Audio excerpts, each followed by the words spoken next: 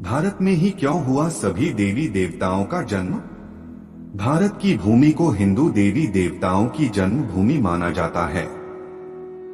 भारत के लगभग हर कोने में किसी न किसी देवी देवता या अवतार के जन्म लेने की कहानी पढ़ने सुनने को मिलती है।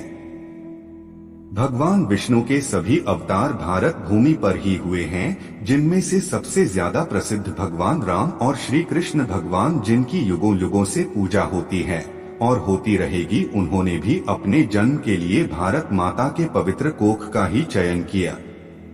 वीडियो में आगे बढ़ने से पहले हमारे YouTube चैनल जीवन ज्ञान संगम को लाइक सब्सक्राइब करें और कमेंट में जय श्री राम लिख दें। ऐसे में यह सवाल उठता है कि आखिर वह कौन सा खास कारण है जिसके चलते हिंदुओं के तमाम देवी देवताओं का जन्म भारतवर्ष में ही हुआ, जब हिंदू धर्म के अनुयायी भारत के अतिरिक्त भी दूसरे देशों में भी हैं। इस सवाल का उत्तर जानने के लिए आपको प्राचीन ग्रंथों का अध्ययन करना होगा। मार्कंडेय पुराण के अनुसार बताया जाता है कि आज भारत का क्षेत्रफल जितना दूर में फैला है, प्राचीन काल में वह उससे कई गुना ज्यादा बड़ा था और तब उस भूभाग को जम्बूद्वीप के नाम से जाना जाता था। मार्कंडेय पुराण के अनुसार जम्बूद्वीप उत्तर और दक्षिण के बजाय मध्य के क्षेत्र में सबसे ज्यादा फैला हुआ था और फैलाव क्षेत्र को मेरुवर्ष या फिर इलावर्त के नाम से भी लोग जानते थे। प्राचीन काल में एक चक्रवर्ती सम्राट हुए थे जिनका नाम कुरुरबा था। उनकी माता का नाम इलावर्त था। इलावर्त के क्षेत्र के मध्य में सुनहरे मेरु पर्वत का निवास था, जिन्हें पहाड़ों का राजा कहा जाता था।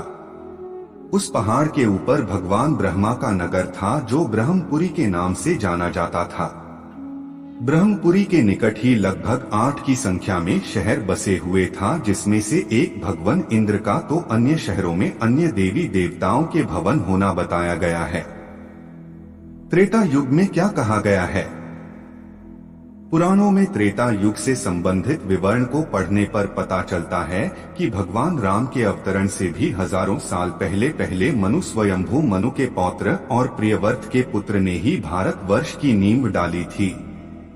उन्होंने ही इस भारत को बसाया था। उस काल में इस भूभाग का नाम कुछ और ही था।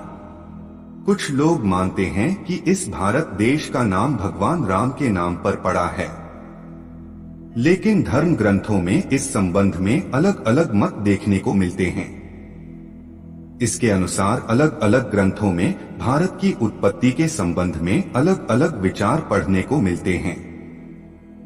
वायु पुराण में बताया गया है कि प्राचीन काल में कोई महाराज प्रियव्रत थे, जिनकी अपनी कोई पुत्र संतान नहीं थी। इसलिए उन्होंने अपने नाती, जिसका नाम अग्निद्र था, उसे गोद ले लिया था, जिसका लड़का नाभि था। नाभि की पहली बेटी मेरु से जो बेटा पैदा हुआ, उसका नाम ऋषभ था। इसी राजा के पुत्र भरत हुए और इन्हीं के नाम पर हमारे देश का नाम भारतवर्ष पड़ा। प्राचीन काल का भारत देश का क्षेत्रफल काफी विस्तृत क्षेत्र में फैला था और इसमें कई बड़े देश जैसे पाकिस्तान, अफगानिस्तान, श्रीलंका, बांग्लादेश, भूटान, नेपाल, ईरान, इराक और चीन की कुछ भाग भी भारत के अंदर आता था। हिंदुओं के मंदिर केवल भारत में ही नहीं बल्कि दुनिया के अनेक देशों में देखने को मिलते हैं। भारत के अलावा इन देशों में स्थित हैं हिंदू मंदिर। दुनिया के ऐसे कई देश हैं जहां प्राचीन मंदिर के प्रमाण मिलते हैं और भारत के अतिरिक्त भी बहुत से ऐसे देश हैं जहां आज वर्तमान समय तक सनातन हिंदू धर्म के रीति रिवाजों के अनुसार पूजा पाठ किया जाता है। थाईलैंड के राज परिवार पर सदियों से हिंदू धर्म का गहरा प्रभाव रहा है। वहां के निवासी थाईलैंड के राजा को आज भी विष्णु भगवान का अवतार मानते हैं।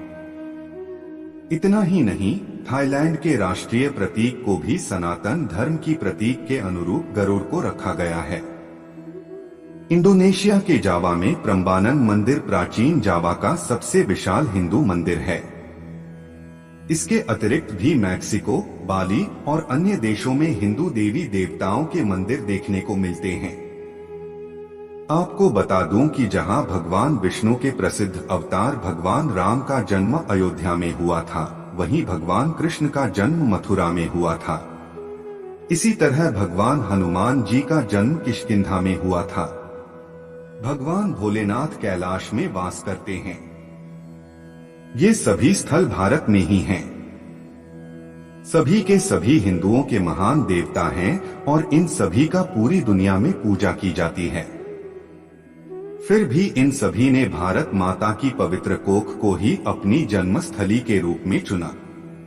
आज के लिए बस इतना ही। मिलते हैं न्यू वीडियो पर। जय हिंद, जय भारत।